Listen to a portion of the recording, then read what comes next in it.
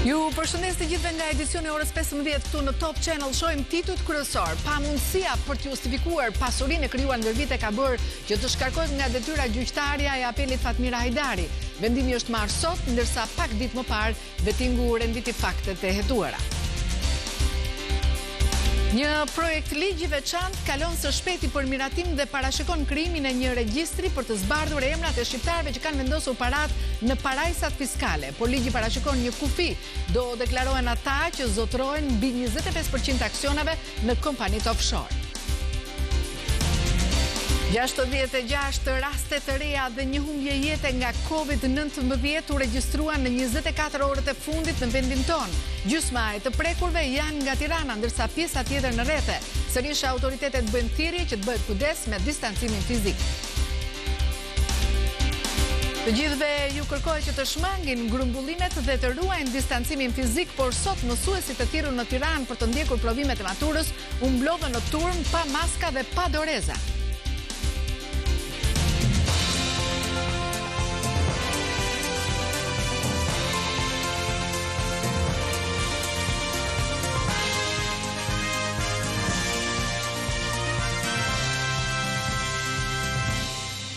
Pamundësia për të justifikuar pasurinë e krijuar ndër vite ka bërë që të shkarkohet nga detyra gjyqtarja e apelit Fatmira Hajdari. Vendimi është marrë sot, ndërsa pak ditë më parë vettingu renditi faktet e hetuara. Ndjekim Anila Hoxha.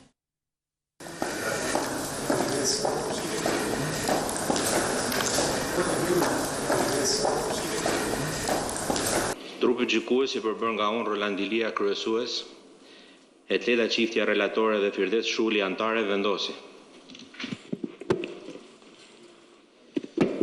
Shkarkimin nga detyrat e subjektit të rivlerësimit zonin Fatmira Hajdari.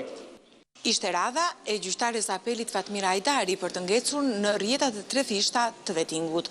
Ajo ju nënshtrua vetëm 2 kritereve të rivlerësimit, e konkretisht pasurive dhe përshtatshmërisë së figurës. Gjyqtarja e apelit Fatmira Hajdari e humbi ballafaqimin me vettingun që i gjeti probleme me pasurit. Donse gjyqtarja tregoi në një seancë të mëparshme se kishte patur shumë donacione pas vrasjes së bashkëshortit Azem Hajdari. Ky version nuk u pa i argumentuar nga KPK. Por Hajdari insiston se mbështetja ka qenë e tillë sa edhe shtete si Franca dhe SBA e asistuan me shkollimin e fëmijëve Kiri dhe Rudina Hajdari. Fatmira Hajdari e priti në heshtje vendimin e shkallës së parë të vettingut.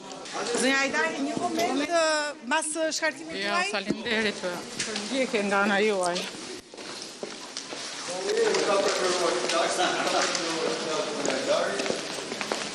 Zënja Hajdari, e prisni të shkarkimin? E prisni të shkarkimin? Ju patët një kalim të gjatë seancën e kaluar? Flisni me avokatin, e keni avokatin pas. Por KPK nga ana tjetër hodhi dyshime edhe mbi revokimin e vizës nga ambasada amerikane, për të cilën Hajdari këmbgul se nuk ka patur dieni. Vendimi nuk ishte i bazuar, i pa argumentuar dhe i bazuar vetëm në një komponent. Ju kërkuat ndërkohë riceli edhe për komponentin? Patjetër, siç e ka ligji, Si e konsideroni ju këtë? Për ligj gjanëm se aty thot kushtetuta, aneksi kushtetutës dhe në 2 fishën e pasurisë, për këta se kanë respektuar asnjëherë. Ta kanë lista dhe po pastrojnë.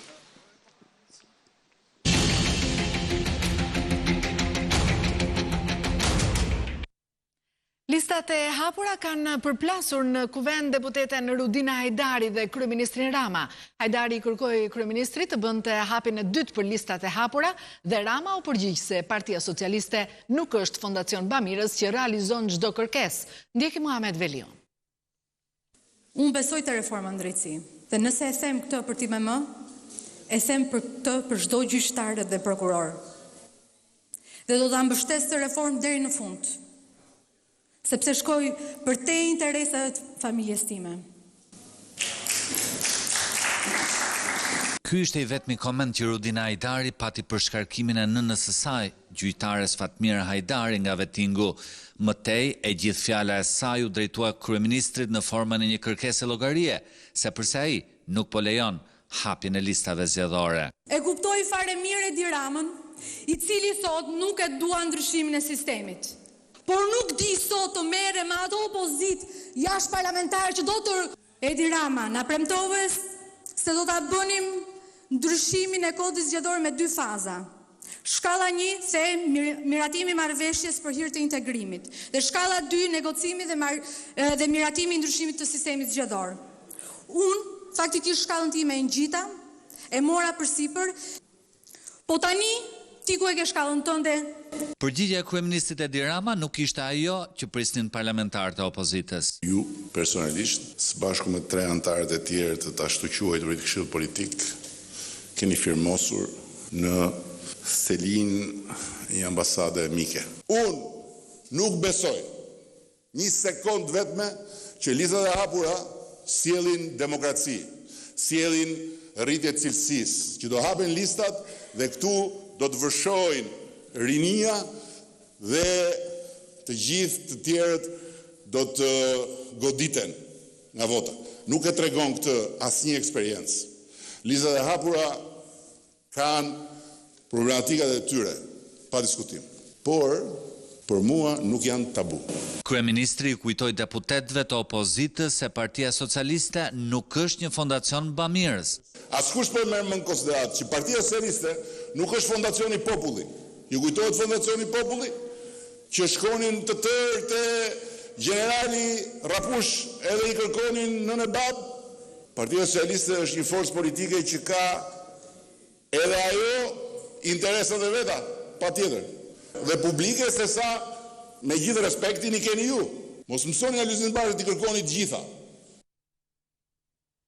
Partia Demokratike paragjiti një propozim të ri për ndërtimin e institucioneve që do të menaxhojnë zgjedhjet e reja, duke ju larguar idesë së parë që përjashtonte kuvendin. Tani partia më e madhe e opozitës kërkon që procesi i zgjedhjes të realizohet në parlamentin aktual. Ndjekim Elda Mengën. Opozita jashtëparlamentare i dërgoi një propozim të ri mazhorancës për riformatimin e Komisionit Qendror të Zgjedhjeve, duke u tërhequr nga formula e parë, e cila parashikonte një procedurë ekstraparlamentare për përzgjedhjen e trupës së re zgjedhore. Në propozimin e parë, PD dhe LSI kërkonin që institucioni kryesor për filtrimin fillestar të kandidaturave për trupën e re zgjedhore të ishte avokati i popullit, por pas refuzimit të socialistëve, procedura ju kalua sërish kuvendit, i cili duhet të bëjë vlerësimin e parë të kandidatëve. Në propozimin e ri parashikohet sërish ngritja e një komisioni ad hoc për përzgjedhjen e kandidaturave me përbërje 3 antar nga mazhoranca dhe 2 nga opozita, sipas rezultatit të zgjedhjeve të fundit të përgjithshme, duke lënë sërish jashtë loje deputetët e opozitës parlamentare. Opozita jashtëparlamentare ka parashikuar edhe një mekanizëm shbllokues për votimin në parlament.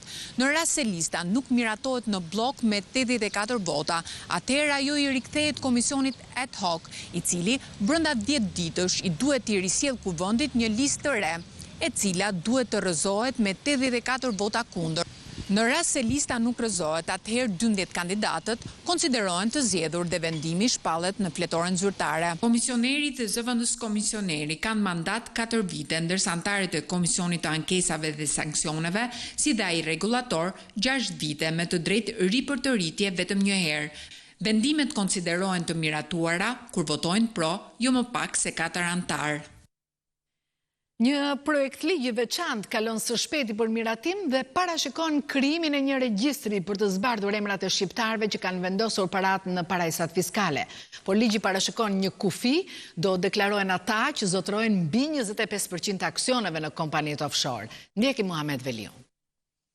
Qeveria ka nisur një konsultim publik për një projekt ligj përmes të cilit synohet identifikimi dhe regjistrimi të gjithë shqiptarëve që kanë para në parajsat fiskale. Projekt ligji ka në thelb të tij regjistrimin e pronarëve përfitues që kanë aksione në kompani offshore dhe janë përfitues të drejt për drejt të aktivitetit të tyre, të regjistruara në parajsat fiskale offshore me aktivitet në Shqipëri, të cilët zotrojnë të paktën 25% të aksioneve. Në projekt ligj parashikohet se regjistri pronarëve përfitues është një bazë të dhënash elektronike shtetërore, në të cilin regjistrohen të dhënat e pronarëve përfitues të subjekteve që kanë detyrimin e raportimit të tyre, si dhe shërben si arkiv elektronik zyrtar dhe siguron transparencën në fushën e pronarëve përfitues. Të dhënat janë faktet, aktet dhe informacionet që regjistrohen, njoftohen apo depozitohen në regjistrin e pronarit përfitues, të cilët identifikojnë pronarët përfitues të subjekteve raportuese. Ata të cilët nuk regjistrojnë të dhënat për pronarin përfitues të tij brenda afatit të përcaktuar dënohet me gjop në vlerën 500.000 lek, ndërsa mos çregjistrimi, ndryshimi të dhënave në regjistër gjobitet me 250.000 lek. Qeveria thot në relacionin e projektligjit se kjo është një kërkesë agjencisë europiane kundra pastrimit të parave dhe financimit të terrorizmit manival.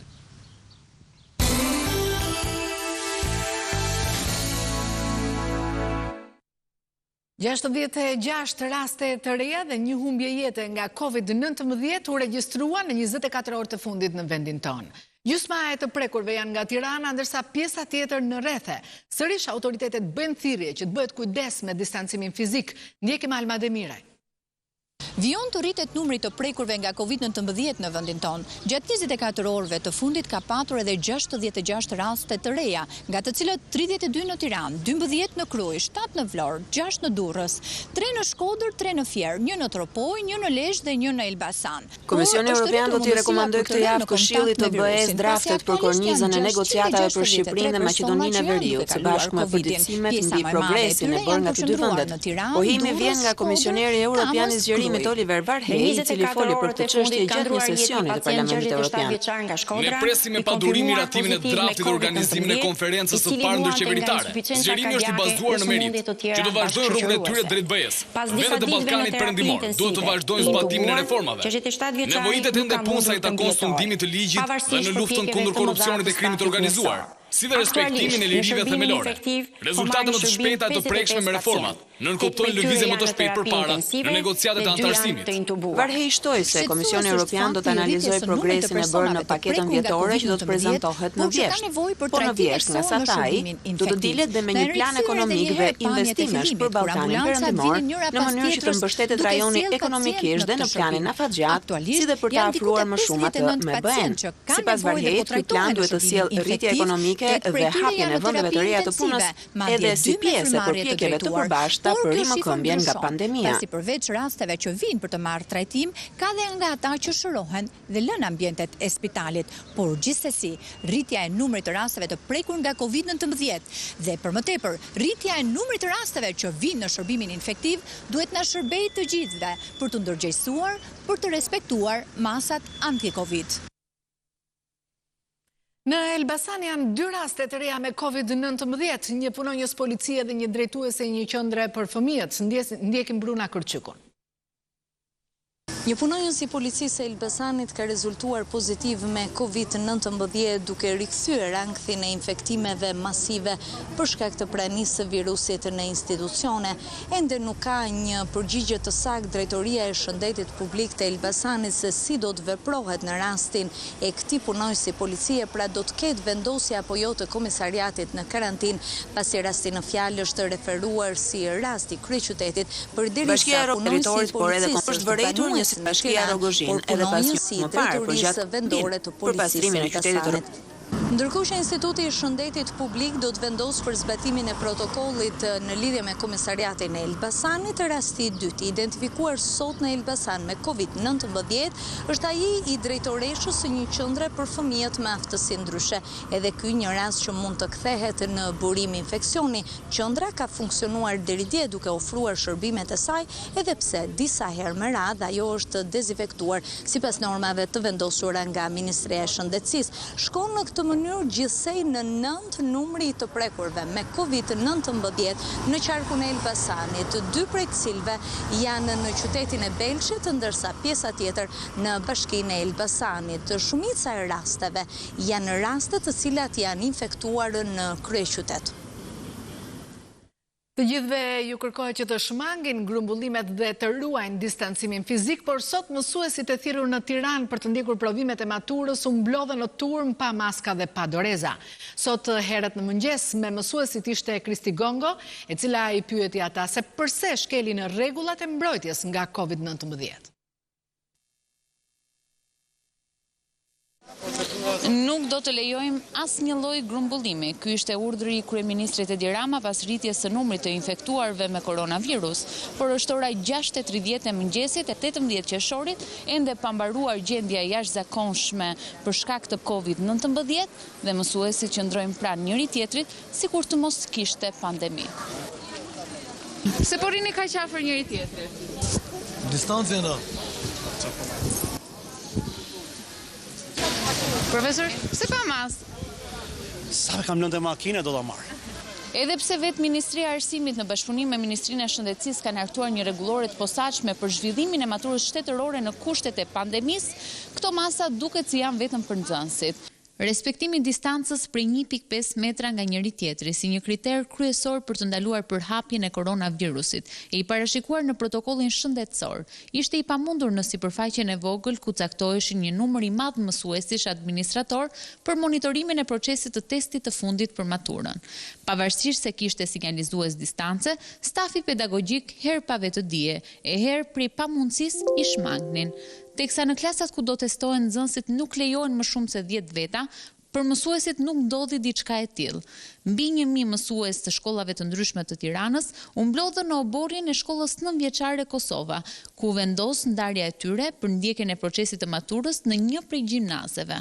Jeni nga shkollat ndryshme? Do zgjidhet se në cilën shkollë do administron? Po.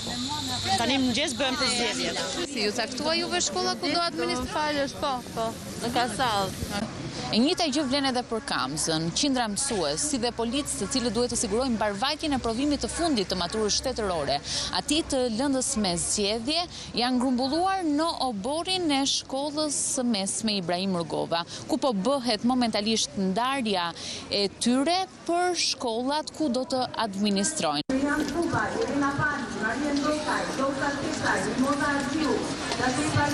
Ndërsa në rregulloren e maturës shtetërore përcaktohet qartë se lista emërore e mbikëqyrësve që do caktohen në mjediset e provimit hartohet nga Komiteti i Maturës Shtetërore 1 muaj para datës së provimit të parë, por pamjet e mëngjesit të sotëm treguan se Ministria e Arsimit po bën 2 herë shkelje, jo vetëm për mosbatimin e procedurës për administratorët, por edhe për protokollin anti-Covid. Projekti për ndërtimin e unazës së re është shoqëruar sot me shëmbjen e një ndërtese 7 katëshe. Shpërthimi me eksploziv nuk e hodhi në tokë ndërtesën dhe u desh ndërhyrja me mjetet e rënda. Ndjekim Andi Borë.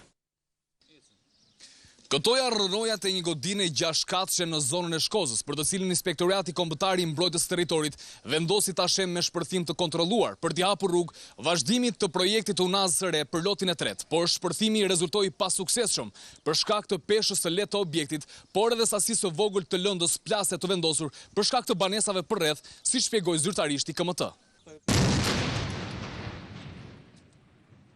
Por më pas, objekti u shem me disa goditje të një fadrome.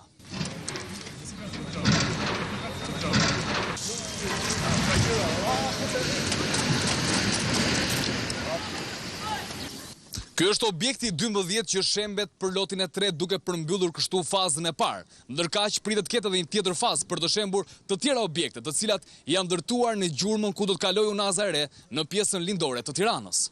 Puna aktualisht po vijon për lotin e parë dhe të dytë në zonën e Astirit, aty ku që prej nëntorit të vitit kaluar janë shembur rreth 45 objekte dhe shtëpi banimi, të cilat pengonin vijimsinë e projektit. Në Shëngjin u shëmbën 18 ndërtime pa leje nga Inspektorati Kombëtar i Mbrojtjes së Territorit. Gjatë aksionit pati edhe kundërshtim nga ana e pronarëve, ndërsa në zonë kanë mbetur gërmadhat. Më parë këtu ishte një lokal, i cili u shëmb nga IKMT, pasi nuk ishte lejen përkatëse, dhe sot këtu kanë mbetur vetëm rënojat e tij. Në Shëngjin janë prishur 18 objekte pa leje, ndërsa në Tale 17. Pronarët kundërshtuan prishjen e tyre, duke pretenduar se operonin me leje. Sot në Shëngjin kanë mbetur rënojat. Myrteza Katroshi është pushues në Shëngjin dhe ai sot po pastron, pasi nuk i duket as pak normale situata e krijuar. Unë po pastroj sepse çadrën time kam aty bashkë me gjithë bashortën dhe me vret syrin. Nuk e deroj dot të gjendje si mund të bëshoj si për mbetërinave. Edhe për Afrim Krasniqin nga Kosova, ndërhyrja e IKMT-s në këtë periudhë ishte as pak e përshtatshme, pasi largon pushuesit. A duhet një periudhë shumë atëhershme, që të mos pengohen edhe qytetarët edhe gjithë. Ata kanë vendos, ata kanë zbatu. Kundër ndërhyrjes në këtë periudhë ka qenë edhe kryebashkiaku i Leshës, i cili replikoi edhe me ministrin mbi këtë çështje. Bashkia e Poliçanit është e para në një anketë të PNUD për shërbimet vendore, ndërsa Klosi renditet i fundit. Programi për zhvillim i Kombeve të Bashkuara kreu një anketë për të analizuar perceptimin e qytetarëve në lidhje me ndikimin që ka patur reforma administrative mbi shërbimet që ofrojnë bashkitë në vend. Për sa i takon kënaqësisë nga shërbimet vendase, e paradoli Bashkia e Poliçanit, e fundit Klosi. Perceptimi i qytetarëve të bashkive të Poliçanit, Roskovecit, Shijakut, Dropullit, Skraparit, Delvinës, Tepelenës, Pukës, Maliqit dhe Belçit është më i kënaqshëm. Ndërsa bashkitë Vorë, Rogozhin, Durrës, Himar, Ura Vajgurore, Malësia e Madhe, Memalia, Kavaj, Pustec dhe Klos renditen nga qytetarët në 10 shen më të dobët. Asnjë bashki e madhe nuk renditet mes 10 shes më të mirë. Vlora, Durrësi dhe Himara janë mes atyre bashkive që kanë rezultatet më të mira në mbledhjen e të ardhurave, por renditen në fund për sa i takon kënaqësisë me shërbimet. Kështu edhe pse Tirana ka rezultate të shkëlqyera në mbledhjen e të ardhurave, ajo është larg si qeni bashkia më e mirë, kur vjen fjala për kënaqësinë me shërbimet. Vlerësimi merr në konsiderat disa karakteristika të ofrimit të shërbimeve si cilësia, gatishmëria dhe qasja në shërbime, lehtësia e marrjes së tyre e të tjerë. Turistët po lehtësojnë pasojat ekonomike të pandemisë në Shqipëri. Ndjekim reportazhin e agjencisë franceze të shtypit. Turistë nga rajoni kanë filluar të shfaqen në plazhet shqiptare duke ndihmuar në zbutjen e pasojave ekonomike të pandemisë së koronavirusit. Vendin në Ballkan, shkruan agjencia e lajmeve AFP, ka rihapur së fundmi kufit dhe plazhet, ndërkohë që industria e turizmit përballet me një të ardhme të pasigurt. Vendi, veçon AFP, deri më tani është kursyer nga koronavirusi. Pra, pandemia ka sjell krizë ekonomike në gjitha vendet e botës, edhe po flitet gjithmonë për një turizëm ballkanik, pse mos mi ndihmu domethënë shtetet e Ballkanit njëri tjetrit. Mendoj që 2-3 muaj që kemi qenë të mbyllur, kemi qenë si në kafaz dhe tash pak si jemi dalë nga kafazi edhe thjesht jemi të shfrytzuar çdo moment jashtë. Këto dy vajza kanë udhëtuar nga Kosova fqinje për të kaluar disa ditë në plazhet shqiptare të Adriatikut. Për vetë operatorit turistik shqiptar, situata është jashtëzakonisht e vështirë dhe pandemia ka bërë që të anulohet gjithçka. Krahasuar me vitet e mëparshme, situata është shumë e vështirë. Pronarët e hoteleve në Adriatik i kanë syt nga rajoni. Shumë nga pushuesit aktual sipas tyre janë nga Kosova, Mali i Zi dhe nga vendi. Siç nënvizon AFP, Shqipëria varet në masën 15% nga turizmi dhe operatorët po e fillojnë këtë vit të vështirë me pezullimin e rezervimeve nga Polonia dhe Skandinavia. Nëse je pranë një vendi ngjarjeje, nëse je pranë një aksidenti, nëse sheh abuzim pushteti ose personi që shkel ligjin, ti raporto në Top Channel. Mund të dërgoni imazhe me pamje filmike në Viber dhe WhatsApp në numrin e zyrtarisht futbollist 069 31 31 311. Fantastik. Raporton. Lajme. Milione. Zbulohen dy video që kanë regjistruar momentet kur vrasësit e hekuran Billës largohen nga rruga në komunën e Parisit, ndërkohë që është arrestuar një 22 vjeçar i dyshuar si autor. Policia e Tiranës vuri në pranë nga një nga bashkautorët e vrasjes së hekuran Billës, ngjarje që ndodhi një javë më parë në zonën e komunës së Parisit. I arrestuari është Sebastian Mali, 22 vjeç, i cili rezulton të jetë nipi i Prel Markut. Ky i fundit u vra nga Billa në vitin 2006 në një lokal në Angli. Një ditë pas ngjarjes Top Channel raportoi se në polici ishin shoqëruar 3 shkodran, e po ashtu ishte shpallur në kërkim Viktor Marku, vëllai i Prel Markut, për të cilin policia ka dyshime se mund të jetë edhe ai i përfshirë në vrasje.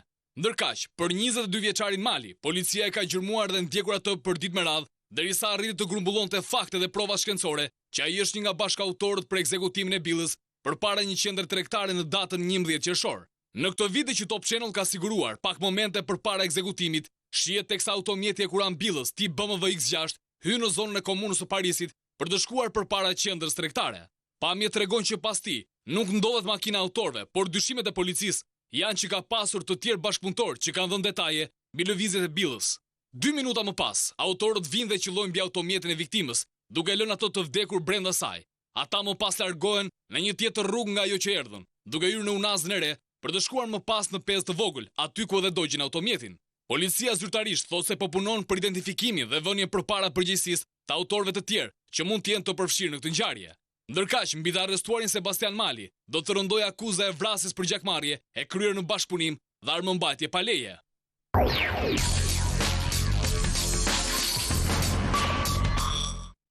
Një tjetër takim mes Kosovës dhe Serbisë do të zhvillohet në Paris në fund të korrikut. Lajmin e konfirmoi presidenti Thaçi.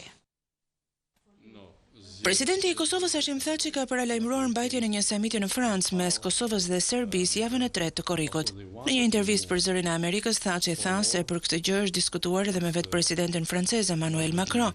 Franca pritet të jetë mikpritëse e samitit mes Kosovës dhe Serbisë javën e 3 të korrikut, tha Thaçi gjatë intervistës. Përsa i takon takimit të 27 qershorit mes përfaqësuesve të Kosovës dhe Serbisë në Shtëpinë e Bardhë, presidenti Thaçi tha se ky organizim përbën një mundësi të artë për arritjen e një marrëveshje mes dy vendeve. Ky takim do të ndërmjetësohet nga i dërguari i Shtëpisë së Bardhë për dialogun Richard Grenell. Ne po punojmë seriozisht si institucionet Kosovës. Shkojmë me vullnetin që të bëjmë përparim, kemi besim të plot në përkushtimin e ambasadorit Grenell dhe gjithë ekipit të administratës amerikane. Në anën tjetër mendoj se është një mundësi që asnjëra palë nuk do donte ta humbte, sepse një qasje negative që mund të paraqitet aty do të jetë natyrisht me një çmim, dhe Kosova nuk është e gatshme të paguajë asnjë çmim, por është e gatshme të shfrytëzojë mundësinë për arritje të një marrëveshjeje të rëndësishme për konsolidimin e shtetit në rrafshin e brendshëm dhe atë ndërkombëtar, tha Thaçi. Sipas tij, nëse nuk arrihet marrëveshje në këtë datë, Kosova dhe Serbia do të janë humbse. I pyetur nëse përpjekjet e Shteteve të Bashkuara dhe Bashkimit Evropian përbëjnë procese të ndara në procesin e dialogut Kosovë-Serbi, Thaçi tha se të dyja palët kanë një synim, përmbylljen e një angazhimi që zgjat prej më tepër se 3 dekadash të konfliktit Kosovë-Serbi. Por presidenti i Serbisë Aleksandar Vučić një ditë më parë tha se tema e takimit në Washington nuk do të jetë pranimi i pavarësisë së Kosovës, por çështjet ekonomike. Në përfundim të takimeve me përfaqësuesit politik në Kosovë, i dërguari i Brukselit për dialogun Kosovë-Serbi thotë se Bashkimi Evropian nuk mund të lihet jashtë një marrëveshje dhe se ai nuk kishte asnjë ftesë për takimin që do të zhvillohet në Shtëpinë e Bardhë më 27 qershor. I dërguari i Bashkimit Evropian për dialogun Kosovë-Serbi Miroslav Lajçak ka kërkuar nga krerët institucional dhe politik në Kosovë të jenë të bashkuar në dialogun me Serbinë. Pas takimeve që pati gjatë 2 ditëve të fundit përmes një konference për shtyp, diplomati slovak tha se nuk ka marrë asnjë ftesë për iniciativën e 27 qershorit për rifillimin e dialogut në Washington. Ai tha se ka biseduar me kryeministrin Hoti që ai të udhëheq dialogun. Sipas tij, ardhmja e Kosovës është në Evropë, ndërsa i ka quajtur spekulime raportimet për shkëmbim territoresh. Ndonse po qëndron prej 3 ditësh në Kosovë, Lajçak nuk dha data për rifillimin e dialogut në Bruksel. Këtë tha se do ta bëjë të ditur pas vizitës së tij në Serbi. Jam i gatshëm dhe i përkushtuar që të rifillojmë dialogun dhe të ndihmoj palët për një marrëveshje gjithëpërfshirëse, marrëveshje e pranueshme dhe e qëndrueshme. Në takimet e mia kam theksuar se Kosova duhet të jetë e bashkuar në dialog. Dialogu duhet të jetë mbi politikën, tha ai. Lajçak ka theksuar se BE nuk mund të anashkalohet në dialogun me Serbinë, pasi BE ofron të ardhmen evropiane për të dyja vendet. Kam dyshime serioze se një marrëveshje e mirë mes Kosovës dhe Serbisë mund të arrihet pa praninë e BE-s, tha ai. Në konferencën për shtyp, Lajçak foli dhe për liberalizimin e vizave, e sipas tij, vizat do të hiqen, vetëm se kjo është çështje kohe.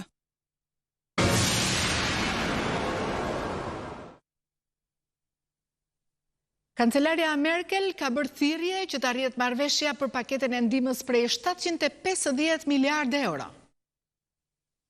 Kancelaria gjermane Angela Merkel i kërkoi Bashkimit Evropian të arrinte një marrëveshje për planin e rimëkëmbjes me vlerë 750 miliardë euro deri në fund të korrikut për të ristartuar ekonominë e rënduar nga pandemia e koronavirusit. Gjëja më e mirë e mundshme do të ishte arritja e një marrëveshje përpara pushimeve të verës dhe më pas të negociojë me Parlamentin Evropian gjatë presidencës sonë dhe parlamentet kombëtare do të kenë kohë të ratifikojnë vendimin në fund të vitit.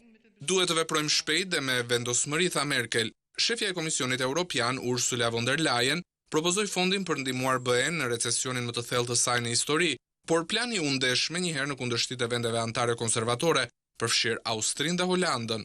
Paketa e propozuar konsiston në 500 miliardë euro në grante dhe 250 miliardë euro në hua, por kërkon miratimin unanim të BE-s. Arritja e marrëveshjes nuk do të jetë as pak e lehtë, por unë shpresoj që të gjitha vendet anëtare të veprojnë në shpirtin e kompromisit përballë situatës së paprecedent, tha Merkel. Kohezioni dhe solidariteti nuk kanë qenë kurrë më të rëndësishme se sot. Kriza mund të kapërcehet nëse ne veprojmë të bashkuar.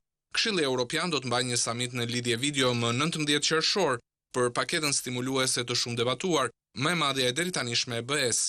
Sidoqoftë, një vendim nuk pritet derisa liderët të takohen personalisht, tha Merkel, vendi së cilës merr presidencën e radhës së BE-s në korrik. Kompania gjermane CureVac është shumë pranë prodhimit të një vaksine ndaj COVID-19. Asaj është dhënë drita jeshile për nisur testimin tek njerëzit, ndërsa qeveria gjermane bleu me 300 milion euro 23% aksioneve të kompanisë për të ndaluar kalimin e saj në duar të huaja. Kompania gjermane CureVac ka marrë miratimin për të filluar testimin tek njeriu të një vaksine të mundshme të koronavirusit, ndërsa gara globale për ndaluar pandemin vazhdon. Instituti Paul Ehrlich, organi gjerman përgjegjës për aprovimin e testeve klinike dhe vaksinave, e konsideroi miratimin një hap të rëndësishëm. Në një deklarat thuhet se i kishte dhënë CureVac dritën jeshile bazuar në një vlerësim të kujdesshëm të rrezikut dhe përfitimit të kandidates për vaksinë. Në shkallë globale, tani janë 11 vaksina koronavirusi që po testohen tek njerëzit, sipas organizatës botërore të shëndetësisë. Arritja e CureVac vjen vetëm 2 ditë pasi qeveria gjermane tha se do të shpenzonte 300 milion euro për të marrë 23% të aksioneve në kompani, në një përpjekje për të ndaluar që ajo të përfundojë në duar të huaja. CureVac u shfaq në faqet e para të gazetave ndërkombëtare më herët këtë vit, pas raporteve se Donald Trump kishte kërkuar të drejtat ekskluzive për Shtetet e Bashkuara për një vaksinë të mundshme të koronavirusit nga kompania bioteknologjike me qendër në Tübingen. Si kompania, ashtu edhe zyrtarët amerikanë mohuan pretendimet për raportet shkaktuan zemërim në Berlin dhe bën që ministri i ekonomisë, Peter Altmaier, të deklaronte se Gjermania nuk është në shitje. Kohët e fundit Gjermania ka bashkuar përpjekjet edhe me Francën, Italinë e Holandën për të siguruar furnizime përbëhen të një vaksine që po zhvillohet nga AstraZeneca dhe Universiteti i Oxfordit që konsiderohet si një pretendent kryesor në betejën kundër virusit vdekjeprurës. Ndërkaq në Izrael është krijuar një maskë e ripërdorshme e aftë që të vras virusin. Kërkuesit izraelit thonë se kanë krijuar një maskë të ripërdorshme mbrojtëse që mund të vrasë koronavirusin me nxehtësi, duke marrë energji përmes një karikuesi telefonit celular. Në këtë mënyrë ajo vetë dezinfektohet dhe procesi merr vetëm 30 minuta kohë. Përdoruesit sipas kërkuesve nuk duhet ta mbajnë maskën të vendosur ndërkohë që ajo është në korrent. Maska e re ka një port USB që lidhet me një burim energjie, si një karikues standard telefoni që nxesh stresën e brendshme të fibrave të karbonit deri në 70 gradë Celsius. Temperaturë kjo e mjaftueshme për të vrarë viruset. Sipas kërkuesve, maskat një përdorimshe të kërkuara shumë gjatë krizës shëndetësore nuk janë as pak ekonomike dhe dëmtojnë ambientin. Ndaj lindi nevoja e krijimit të një maske të ripërdorshme dhe miqësore. E kjo është zgjedhja e ofruar nga kërkuesit izraelit. Prototipi duket si një maskë standarde në 95 me një valvul në pjesën ballore dhe me lidhse për ta fiksuar pas kokës.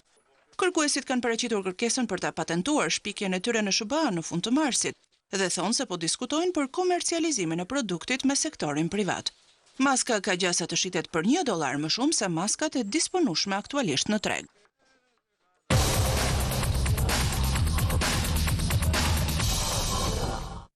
Ish presidenti i Federatës Franceze të Atletikës është në gjyq për korrupsion, prokuroria kërkon 4 vjet burg për ta. Prokuroria franceze kërkon një dënim me 4 vjet burg dhe 500.000 euro gjob për Lamin Diak, ish presidentin e Federatës Ndërkombëtare të Atletikës, ndaj të cilit ka nisur procesi gjyqësor për korrupsion, pastrim parash dhe shkelje të besimit. Sipas prokurorëve, Diak tashmë 87 vjeç që e drejtoi organizmin më të lartë të atletikës në botë por rreth 16 vjet, në mënyrë direkte apo indirekte. U ka kërkuar 3.45 milion euro atletëve të dyshuar për doping nga IAAF, me këta të fundit që kanë paguar për të pastruar emrin e tyre, me qëllim që të vazhdonin të merrin pjesë në kompeticione të ndryshme. Mësoj se të përfshirë në këtë histori janë rreth 24 atlet rus, mes të cilëve dhe garuesja e maratonave Lilia Shobukova, e cila dëshmoi për dhënien e 450.000 eurove. Në procesin gjyqësor ndaj Diak morën pjesë edhe avokat përfaqësues të Agjencisë Botërore Antidoping dhe një palë civile. Sipas prokurorit François Xavier Dulin, Diak kishte përfitimet e tij me ngadalësimin e procesit të pezullimeve ndaj atletëve rus. Ndërkaq, Lamin Diak ka nënshkruar edhe një marrëveshje për të paguar djalin e tij, Papa Masad Diak, $1.200 në ditë për shpenzimet e konsultave të punës, duke negociuar $10 milion në kontratat e sponsorizimit për Federatën Ndërkombëtare të Atletikës. Ishte edicioni orës 15 këtu në Top Channel, pas pak është Top Talk, bashkë në pafshim.